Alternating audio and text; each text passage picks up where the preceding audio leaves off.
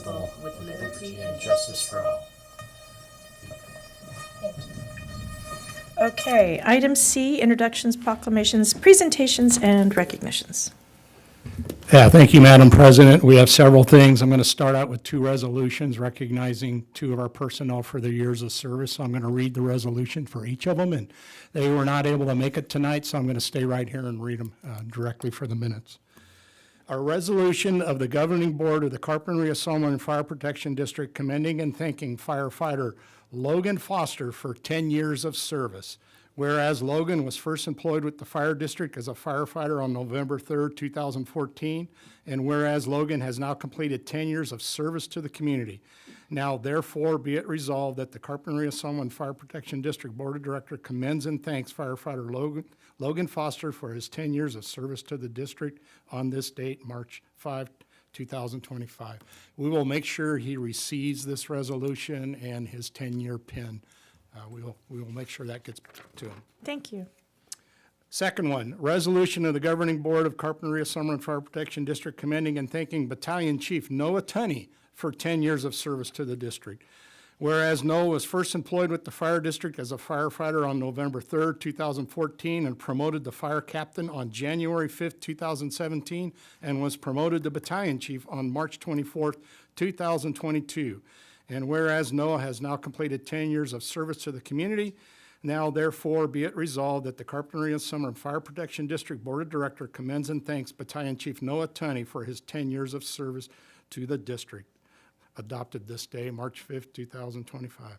Thank you, and thank you to Logan and definitely, and to Noah for all their service. We appreciate it. Let's move on to our presentation from Fector and Associates on our annual audit. Thank you. I'm going to introduce who's going to give the presentation, one of the representatives, Joanne Berry. She is on virtual here, and she's going to do a presentation of our audited financial statements for June 30th, 2024, and you do have a staff report kind of summarizing, and you have the full audit packet in front of you. So Joanne, I'd like to introduce you if you're there. Yep, I'm here. Can you hear me? Yes, we can hear you. Great. Good evening, everyone. I'm Joanne Berry. I was the engagement partner on the district's fiscal year 2024 audit. I rotated in this year. We've been doing the audit for several years, but we find it beneficial to rotate auditors every few years, or rotate engagement partner every few years. So Scott German, who's been doing it, rotated off as the second review partner this year. We find it beneficial to get a fresh set of eyes on things every few years. So we started the audit in September. We did the audit with a hybrid of on-site and remote work. We're paperless, so this is something that we're capable of doing efficiently and effectively. Grace and Chief were both our main contacts, providing us all of the information and items we needed to conduct the audit. We went on site for a day and were able to get through much of the audit while we were there. I appreciate the attention the district gave the audit while we were there. I know audits add a lot of work to an already full plate, so it doesn't go unnoticed that the district made the audit a priority. So thank you, Chief. Thank you, Grace, and your team for all your work. I'm going to run through some slides, most of which is required communication. Let me share my screen here.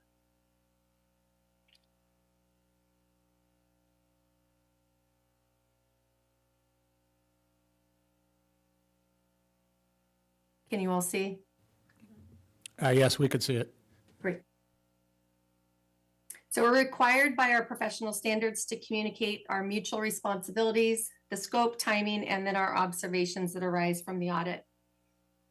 A financial statement is defined as an independent examination of the district's financial statements and disclosures with the goal of providing a material, true, and fair view of the district's financial performance. Our responsibility is to form and express an opinion about whether the financial statements are prepared in all material respects in accordance with GAAP. And our engagement as auditors in the performance of the audit does not relieve management of their responsibilities. And I always like to point out an audit provides a reasonable assurance, not absolute assurance over the accuracy of the financial statements, due largely to our testing, including samples and not every transaction. Management's responsible for the fair and accurate financial reporting and establishing the systems and policies necessary to achieve that goal. Specifically, management is selecting the accounting policies, financial statement presentation and accuracy, and implementing a system of internal controls. Management and the board have full responsibility for the financial statement presentation and accuracy. Accounting policies are the overall decision by management governing how the financial statement numbers are calculated and presented. The district presents these policies in the financial statements in Note 1. Many are standard for special districts, including the entity, the basis of accounting, property tax revenue recognition. Those that are specific to the district typically include estimates and the financial statements. The estimates are an integral part of the financial statements, and they're needed. Here's the estimates that the district uses. The depreciation calculation, which uses estimated useful lives, as well as a capitalization cost threshold. The pension and OPEB, primarily defined by GASB 68 and 75. And then the estimates around vacation, compensated absence owed at the end of the year, as well as the lease assets and liabilities and the estimates to go into obtaining those balances. We had no difficulties during the audit. We did have some audit adjustments that were corrected in the financial statements. We did a number of GASB entries. For all intents and purposes, this is converting the fund financials to a government-wide financials. They're listed here, GASB 34, putting the long-term assets and liabilities on the books, recording pension adjustments, OPEB adjustments, as well as the lease adjustments for government-wide. We did a number of entries that impacted both the fund financials as well as the government financials. The first being the adjustment of the pooled investments to reflect fair market value. The district's required to show the investments pooled at the county at fair market value. And although the district utilizes the county's accounting system, those investments are shown at cost. The county provides a letter to the district every year with the information needed to convert those to fair market value for reporting purposes. This was not provided in the prior years, and this required us to record a prior period adjustment to true up the prior year county pooled assets to fair market value. We did an entry to properly accumulate the capital outlay for the year. We adjusted accrued payroll and compensated absence to the correct amount at year end. We trued up the principal and interest on lease liabilities. And then we captured receivables for reimbursement-based grants at the end of the year. Something I'm required to bring up to your attention is the number of journal entries done through the audit may indicate a weakness in the reporting and financial statement close process. Although we did not consider this to be significant weakness, it would be worth taking a look at possible processes or controls in place to improve the financial reporting and close process. I do have a question. Then why was this just caught this year and not in previous years if we've been required to do fair market value for many years? Many times I found that every county is different. So most of the counties do provide the fair market value at the end of the year. This was the first time that I had seen it come through in a letter with the information for the district to convert it. I also audit the Montecito Fire Department and knew that that letter was out there, and that's why it came up this year. Okay, but you had to restate previous years. So was that not caught in a previous audit, or should it have been? No, the letter wasn't brought to our attention in the prior years, and it wasn't something that the audit team caught, and it wasn't something that the district brought to our attention that it was at cost, that the counties were at cost. It might have been assumed that it was stated at the proper value, given that it is the county's accounting system, right? Which would be a fair assumption, but it's something that came up this year that, again, it's this rotation of auditors. We're looking at things differently and looking at different things. And every audit year is different. We're required to look at things differently. So it's something that just came up this year. Okay, so it doesn't seem to me that that is a weakness in the reporting process. It seems more a weakness in the county's reporting process to us. Yeah, Is that I a mean, fair those assumption? letters that come through is, yeah, I mean, I think just taking note of the things that come, that they're communicating to you, if they did communicate that. But yeah, it's not that one of alone. I think there's a real focus on financial statement close and reporting going on. In fact, there's a new audit standard that was effective this year that really has us focused on this process. One of which that will ensures that we're playing that we're not impairing our independence at all as auditors in coming up with these adjustments, but which is why we spell this out. When there are audit adjustments that come through, we do have to just make a note that there could be an indication of reporting weakness there. Okay, thank you. We had no disagreements with management, no consultations with other accountants, other than the use of the specialist that calculated the GASB 6875 actuary reports used in those entries. No other findings or issues to report. I'm going to jump and give an overview of the financial statements. We start with the audit opinion at the beginning of the financials. We issued a clean opinion over the financials, including the footnotes. There was no MD&A presented. We did not issue an opinion over the required supplementary information. We don't audit those reports. We do limited procedures around them. Can you just real briefly explain, in case someone does not know, what MD&A is? Management discussion and analysis. It's a section typically presented in the front of the financial statements. It's a requirement under GASB 34, which is why we put a paragraph when that's missing, but otherwise are able to issue a clean opinion over the financial statements themselves. But it's typically written from the perspective of management. It provides insight to the district's performance, financial health, and future prospects. So it's something like, it's usually a place for management to tell the story. Includes comparisons to prior year, as well as kind of discussions around budgets and future look of the district. So when it's excluded, we add a paragraph noting that it's excluded.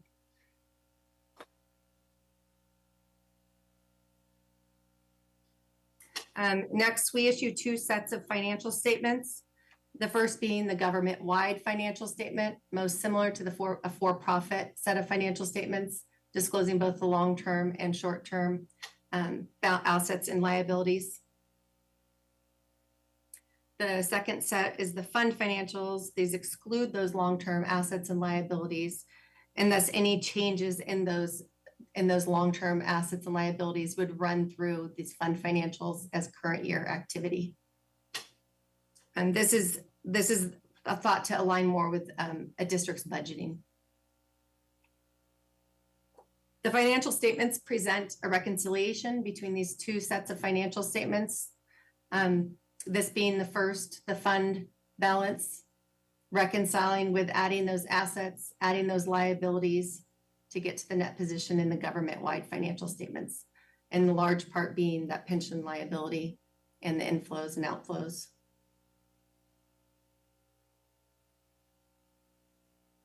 The second reconciliation presents the differences from the viewpoint of revenue and expenses. So you have the change in fund balance from the fund financials, reconciling to the change in net position for the government-wide financials.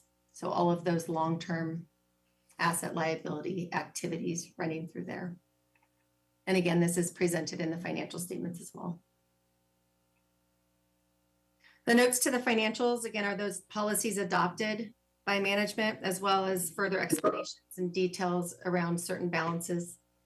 I wanted to point out note 10 is where we discuss the prior period adjustment and present the various prior year period restatement there. And then lastly, the budget to actual comparisons are presented at the back of the financial statements. This year showing a positive 1 million over what was budgeted.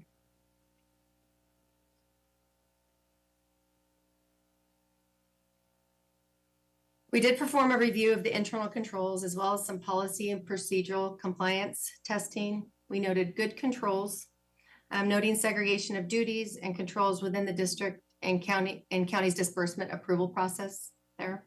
We also made note of the involvement of non-accounting personnel in the management of grants and fixed assets, adding a layer of checks and balances to the activity there.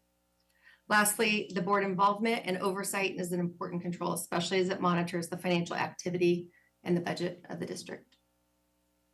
Again, something we continue to stress to all of our clients is the importance to maintain vigilance over the financial reporting and close process. And again, thank you to Grace, Chief, and all of the staff for their work this year. Thank you, Joan. Does any of the board have any questions? I do. Thank you for the report, and if you could turn to page 4 of the spine document that you prepared. And I have a question on the terminology for deferred outflows of resources and inflows, specifically pertaining to pensions and OPEB. And why is that considered deferred when when the district is paying those on a as needed, as to go basis?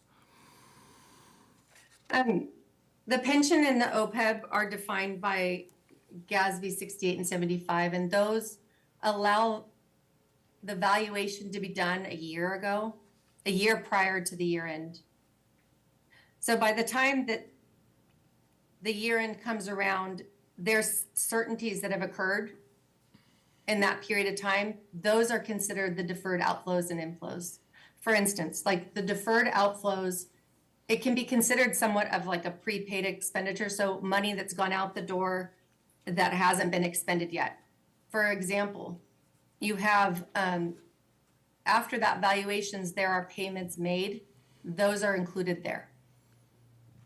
And I think the footnote will break down some of the components of those. There's also assumptions that have changed in that year.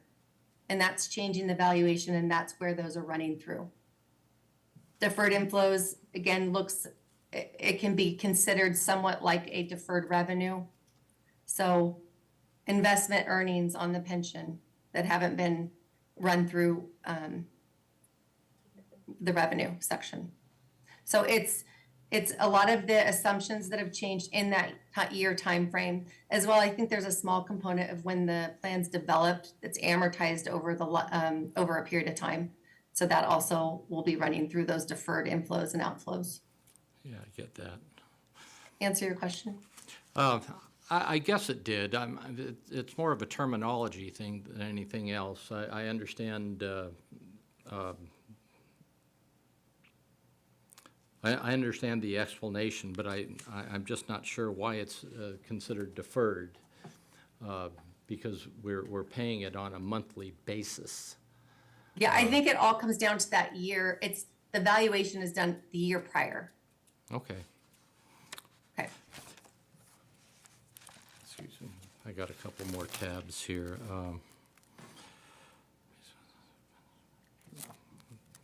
That was answered. Look at that. I had one question about what we're doing in terms of capitalizing assets. The capitalization threshold is 5,000, and that seems really low. Have we looked at that, upping that, 7,500? I mean, is that standard, Joy? 5,000 is standard, but I've seen it higher as well. It's really up to you where you want to put it. 5,000 is the lowest I see. I'll put it that way. That's the kind of like the floor. But no, I think that it's something to consider and look at and reevaluate, especially as prices of things have gone up. I mean, you don't want to be tracking Capital computers. assets, yeah, yeah. Yeah. I think we probably, as a board, that's something we'll need to take up after, to discuss if that's, I think it would be beneficial to staff and everything to bump that up just a little bit. Okay, thank you. That's my question. Doug, go. Nope. You're done? I am. That's Thank all? you. Okay, and no other question? Okay, well, thank you so much for your time and for your audit. We appreciate your service. Oh, thank you so much for having me. Have a nice evening. Take care. You too. Okay, we'll move to item D, which is public comment. Does any of the public wish to comment? Susie, we need to accept. Oh, we sure do. I'm sorry, I saw that. We need to accept and file the audited financial statements for June 30th, 2024. Do I have a motion? Second. All in favor? Aye. Aye. And I did want to take a minute to thank staff, Grace, Denise. I know the time that you guys and Chief put into all this, and my time on the board, we've never had a bad audit. And it's just, that's an awfully, we appreciate that so very, very much. So let's move on to public comment now. Anybody come up with a comment while I was floundering around? No. Okay, then item E, correspondence. All right, thank you, Madam President. We have several in your packet. I'm going to go ahead and read them. Both of them are from Fire Chief Bradley Dandridge of Santa Maria Fire. It's appreciation letter. One of them is to Battalion Chief Mike Hayek, who's directly to my left here. He assisted them in the promotional process for finding a new fire captain. So Chief Dandridge is indicating how appreciative he is and that Mike's knowledge, professionalism, and ability to accurately assess the candidate helped them make appropriate recommendations for their promotions in their agency. So thank you, Mike. The second one is also from Fire Chief Dandridge of Santa Maria Fire, and it's thanking our fire administration captain, Dave Baker. He assisted them with their fire engineer promotional testing process, and the same thing, knowledge, professionalism, and ability to accurately assess the candidate, assisted that agency in making the appropriate recommendations for promotions. Thank you. Do I have any comments on correspondence? Okay, seeing none, we'll move to the approval of the minutes, item F. I move to approve. I wasn't there, so. I second. All in favor? Aye. Aye. We still have a quorum to vote, so that's great. And we'll move on to item G, financial matters. Are there any questions on the financials? I didn't have any on this. We saved them for the audit. Any other questions? All right, I need a motion to approve, please. I'll motion to approve the financials. Thank you. Wonderful. All in favor? Aye. Aye, okay. Item H, we will have a staff report considering this City Hall chamber usage, where we are now. All right, thank you again, Madam President. So in front of you is a staff report. In summary, providing an update on the cost increase for the usage of these chambers for the city of Carpinteria, which includes our video live broadcast on GATV for these monthly Board of Director meetings that are held on the first Wednesday every month. The city has been paying a fee, the district has been paying a fee to the city on these meetings. And you kind of see in my report how the fee has just recently changed.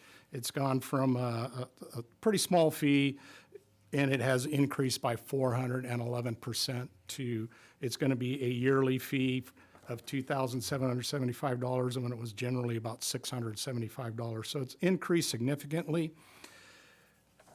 So one of the things we looked at as staff is if we want to change the location due to this increase, we are not required to have a live broadcast. That is not a mandate on our board meetings. So therefore, if we choose not to have the meetings here in the council chambers, it's not a necessity for live broadcast. So we're providing several options, and the option is to continue with the meetings here at council chambers, or the recommended option from staff is to change the primary meeting location to our fire headquarters, which is at no cost. It also allows flexibility for having the meeting on any date or time that the board needs to do any adjustments, or you could even change that monthly meeting from the first Wednesday to whatever date's going to work for the board. So you have that flexibility. We can use the Fire Station 6-1 training room as a secondary meeting location, of course, if it's not during the renovation project. And then we will certainly locate alternate meeting locations around the district as backup locations. So in conclusion, we're recommending changing the primary meeting location to fire headquarters, and it's up to the board to analyze and determine. Is there room if people did want to come to the meeting at headquarters? So typically, we don't have an audience, but if we had an agenda item where we sensed it, we would certainly, that would be the time we would adjust for a larger location. But for our normal, I'd say 90% of our meetings, this is the size crowd we typically encounter. And there is actually room for that. We've had people come and speak at headquarters before. It's small, but it's, we could probably have us, staff, and maybe 5 people there. I think we've had some of the team outside standing before too, if, there were more. But if we thought that was any way, shape, or form something, we would definitely want to go to our training room. I do have a question, though. Have we brought this to the attention of the city manager and said, hey, that we do this as a public service to our constituents so that we have, clear, everything is open, and visible. And so they're hampering our ability to do that. Have we had that discussion? So I have had several email communications with the city manager, and our staff has also reached out to their staff to try to determine what the cost increase, when it was going to be implemented. It just kind of showed up on a bill. All of a sudden, bam, here's this huge increase. So we kind of reached out and said, hey, did we miss a notification letter that this was going to change from this amount to this amount so we could actually budget for it and whatnot? And we didn't receive any response back on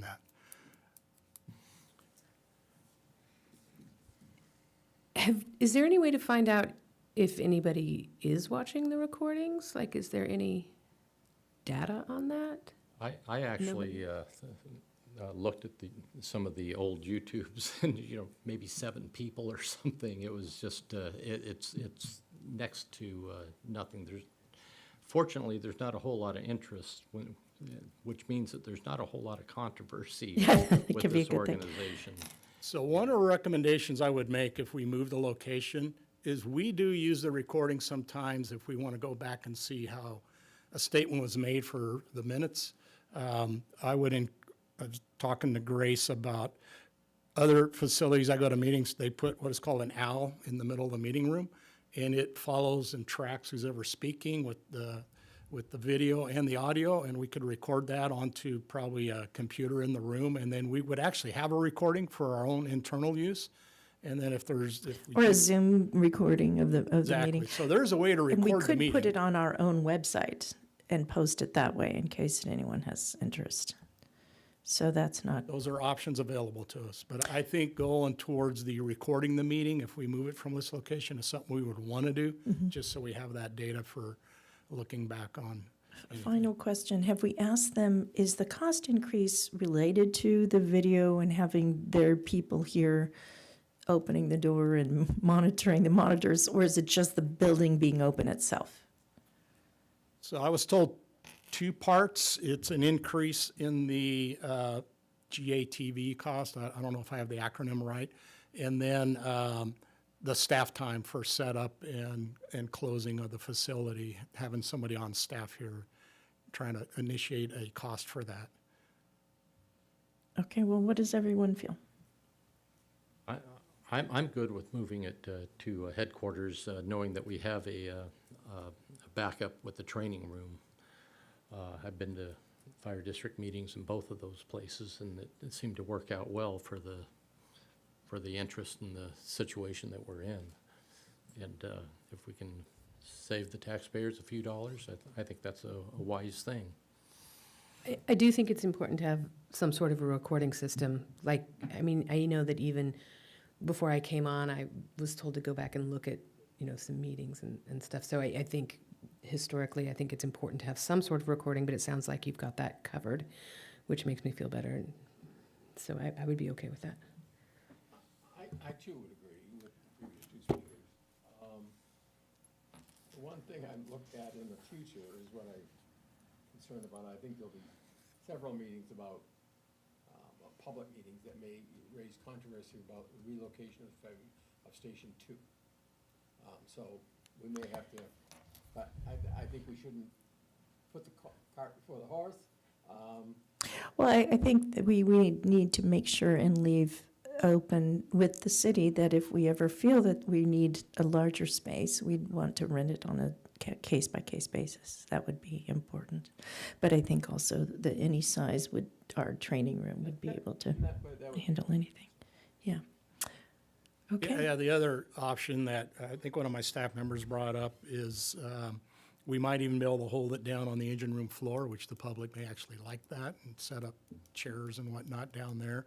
'Cause Depending on the The weather. concern with having it up in the training room is if we have any ADA issues of getting public up there.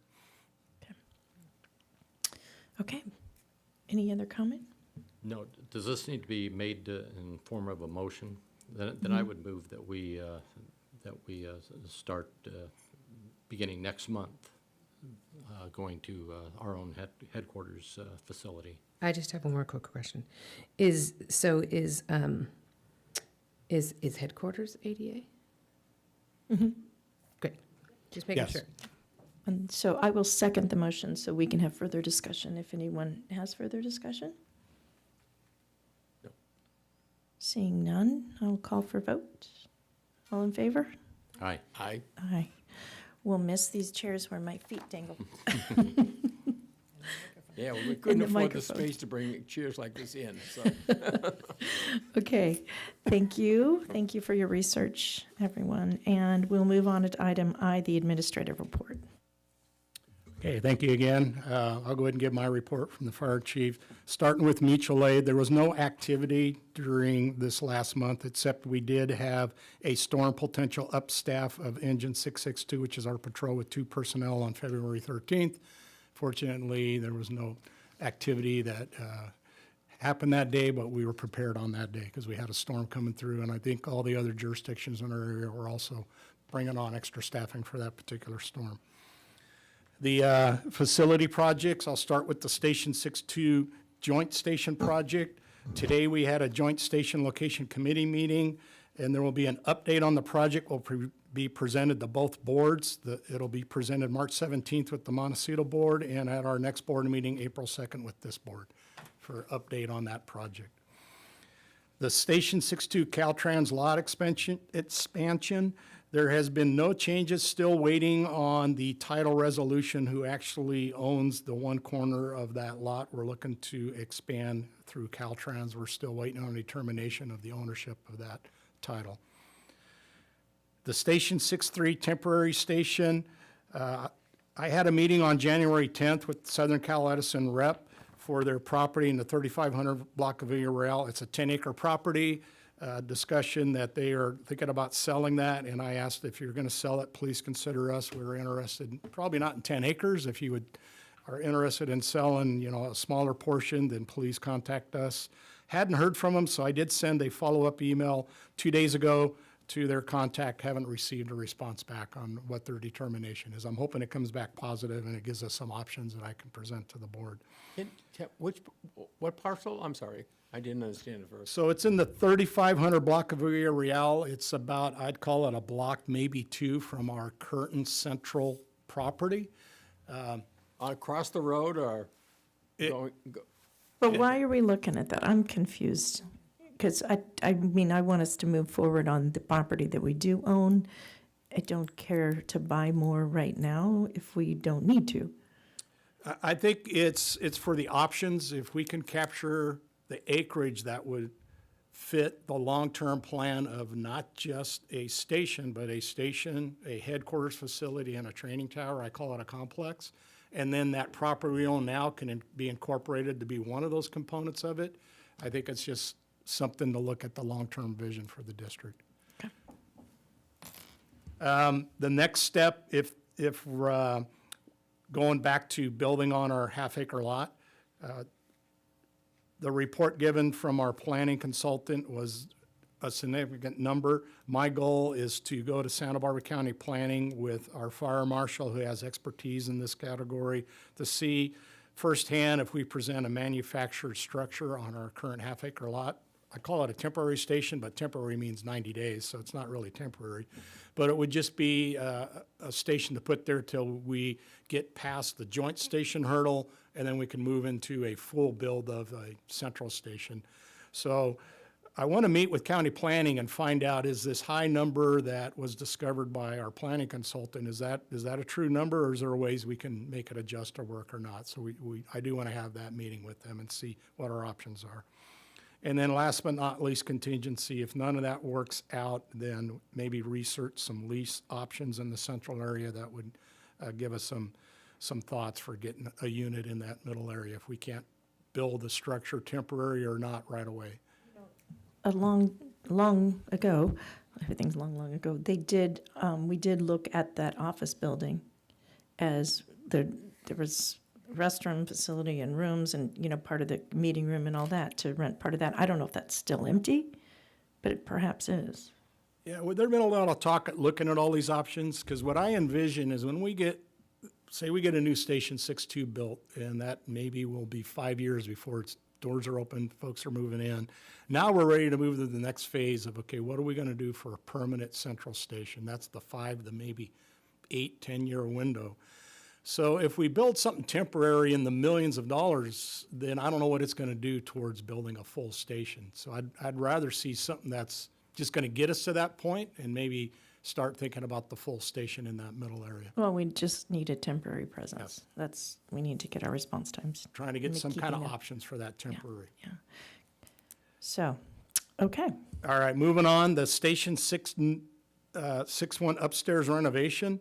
BC Tunney advised me yesterday that we were waiting to hear how the planning and building departments of the city reviews were going to go through, and if that was going to have a significant impact in engineering or more construction costs or whatnot and change the whole plan. He said they had positive news yesterday, and it looks like it's going to move forward as planned and as budgeted. That was his report to me yesterday. So that was encouraging. We'll officially meet with that contractor to confirm that. But if that's accurate, that means we'll be ready to move forward on that project. Best news coming out of City Hall tonight. All right, moving on to the Regional Fire Communications Center. It is now set to open in the week of May 12th. So everything's kind of in alignment now. It's looking to open that week. May 12th is a Monday. They're just going to get all the players, the state there, everybody there. And then starting Tuesday through by the end of the week, Friday, all the agencies are going to be transitioned over. They're going to do, I think, 1 or 2 a day till everybody's transitioned over at the end of that week into that regional dispatch center. That is the current plan, and it looks like they're real confident that plan's going to stick. So it's going to be May 12th. We'll be moved over to that regional dispatch center with our current dispatching. Ambulance contract, our last meeting, I reported that there was a Board of Supervisors meeting to vote on what was going to happen with that contract. Well, they met on February 12th. The County Board of Supervisors voted 3-2 to accept AMR as our ambulance provider for 4 years with an automatic yearly extension, 4 more years, extending them to 2032. So that's what the Board of Supervisors voted in. It is unknown the impact to our area. I've analyzed the contract along all the other fire chiefs because it does not have a written deployment plan to tell us where any ambulance is going to be. So we're kind of waiting to see what's going to happen. But it's in place right now. The current budget, all the sections sent their pieces of their budget. I now have a Finance Committee meeting set for March 17th to review a draft budget. And the goal is, if everything's good with the Finance Committee, whatever adjustments, I'll have those made. The draft budget will be presented at the next board meeting for the board to approve a draft budget going into the next budget year. And then lastly, the community's been very interested in information after the LA fires. So we have 2 meetings scheduled right now. The first meeting is Wednesday, March 12th. It's a Summerland Citizens Association meeting, 5:30 p.m. at Voss Hall. And it's to talk about concerns of the recent LA fires. Fire Marshal in Monaco and myself will be there to answer any questions from the community. And then second, on March 19th, this is still preliminary. I don't know if it's 100% set at the Alcazar Theater at 2 o'clock. Admin Captain Dave Baker is setting up a community meeting, and he'd like to have a movie or video appropriate to wildland fires, educational type to the community, and then a panel to answer questions from the community. What was the date on that? That is Wednesday, March 19th. I'm pretty sure the Alcazar is pretty set on that. They think it's for sure happening. Yeah, I know there's a flyer coming out. I just haven't seen it yet. That's why I made that statement. Okay. That's the end of my report, and then you have all your section reports. You have your fire marshal here, and you have your operations chief here to answer any questions from their reports.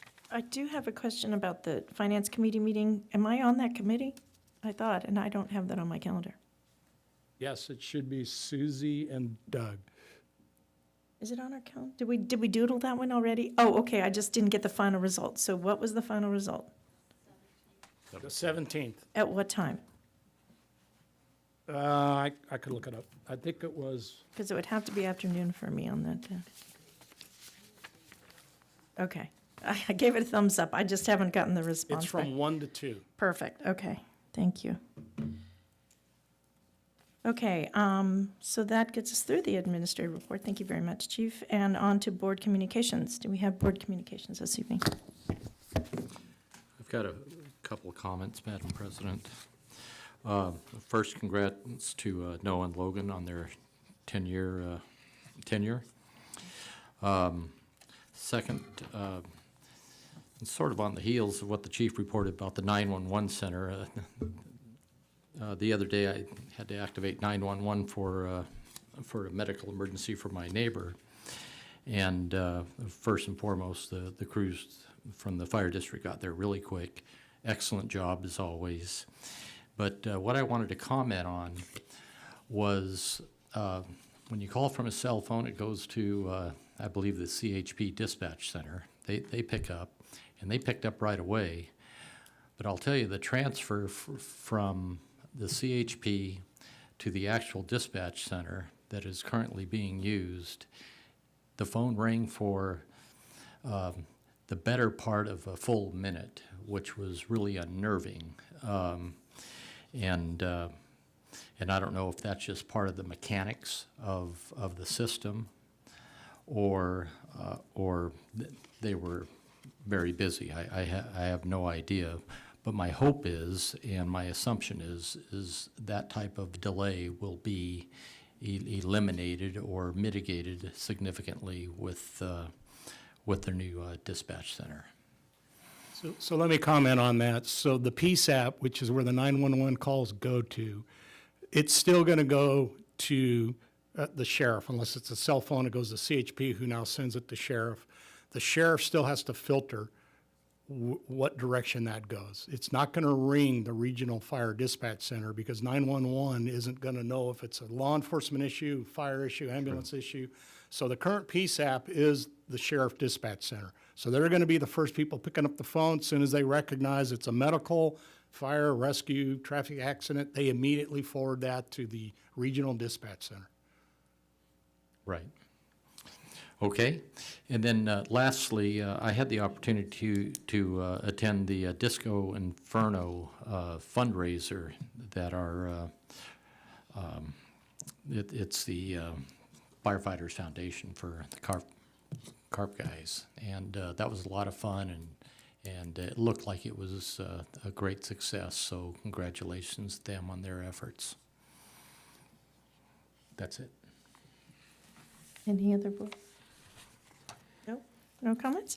Okay, item K would be upcoming agenda items. None. No? None? Okay. Seeing none, then we will adjourn now to closed session.